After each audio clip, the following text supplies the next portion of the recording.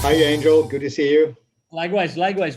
Good to see you. So we are here today because we've been receiving a lot of messages from our C-level counterparts online on LinkedIn and other sources and other meetings and gatherings that we organize almost every single week. And if you had to summarize, what's top of mind right now of most of the C-level executives in the organizations in the world regarding of the industry, what would you say?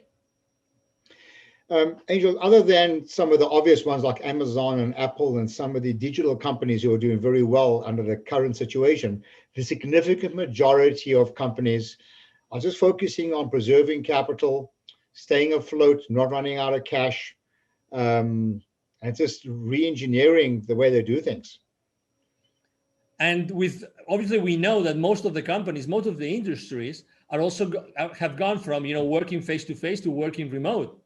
So yes, that actually increases, that makes the entire equation a little bit more complicated, right? Because people are working remotely.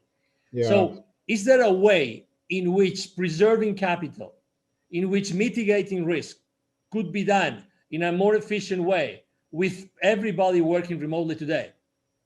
Yeah, I really believe that there is a way of doing this. It's lonely out there. And when people are out there sitting in front of a computer screen on their own, it's very hard to connect what they do to what the shareholders look at. The shareholders are interested in one thing: demonstrate sustainable profits and cash flow, okay?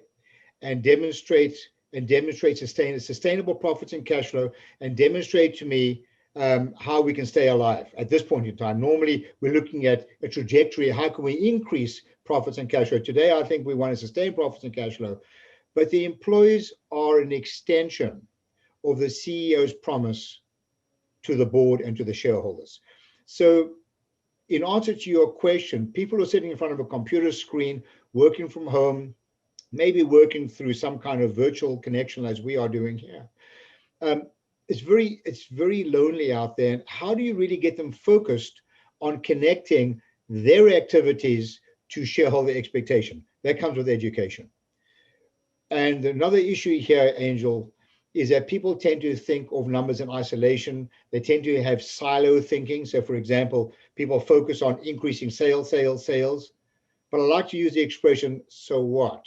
Sales are up and we're busy, but what about operating costs? What about operating capital? What about cash flow? And if everybody understood the financial implications of what they did without thinking in a silo and could think the bigger picture, I really believe, and I've experienced this over and over again, that people's behavior and the way they think would actually change. In the last 25 years, you've trained more than 20,000 business operators and C-level executives in corporations all over the world of many different sizes, many different industries. Yeah. If you had to say that's something that they all have in common when you start working with them, what would you say you see? Do you think that in the beginning, everybody is aware of the consequences, of the implications of their decisions on a daily basis? Oh my word. I've tested thousands and thousands and thousands of people across the board, from entrepreneurs to C-level executives to CEOs of companies. And in my experience, non-financial operators and organizations are less than 40% financially literate, even at a basic level. Just what is the role of a P&L, balance sheet, some simple questions. Less than 40% financially literate. Can you imagine if people don't understand the financial implications of what they do and they work in a silo? Can you imagine how much profit is slipping through the cracks? And because basically they don't know what they don't know. It's a huge problem in organizations, Angel, across the board. Let me ask you a tricky question. Yeah. How many people in an organization do have signing power in their bank accounts? When I do workshops, and sometimes I speak at conferences and ask people to show me on their fingers, how many people have signing power? And they say 1, 5, 3. I said, you're all wrong. Everybody has signing power on your bank account. Your employees are the custodians of your company's profits, and they are an extension, in effect, of the pen that is signing the checks. The time that check gets signed, it's too late. So what are you going to do? Go back and tell someone, well, I'm not going to pay for this labor cost because we screwed up and to do a rework on our job, or you overpaid a vendor, or we were inefficient. It's not going to happen. It's too late. You've got to deal with this at the root of the issue, not when you sign the checks. So yeah, everybody should have a clear understanding, especially now when they're working on with limited resources and cash availability. Now, especially, people should be aware of it and incentivize them accordingly.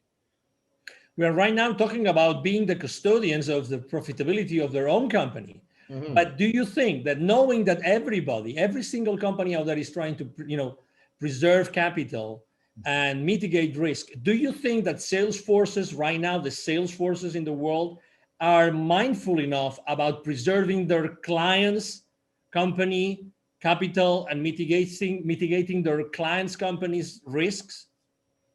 Great question. The answer clearly is absolutely not.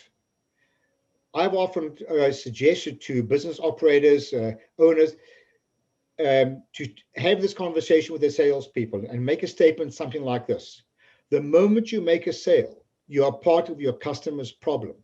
And people look at me like, how can you say that? I said, it's easy. Because the sale represents revenues on your financial statements and an expense on your customer's financial statements. And it is incumbent upon a professional salesperson to demonstrate how the cost on their P&L, the customer's P&L, what the service that you're offering, the contribution will equal or exceed the cost on their P&L. And until that happens, you are part of their problem. So in fact, I believe that salespeople should be rewarded on the profit or the ROI made on your products in their company, never mind your own company. Now we're talking. Is it fair to hold the sales force, the salespeople accountable right now because of their lack of knowledge of this?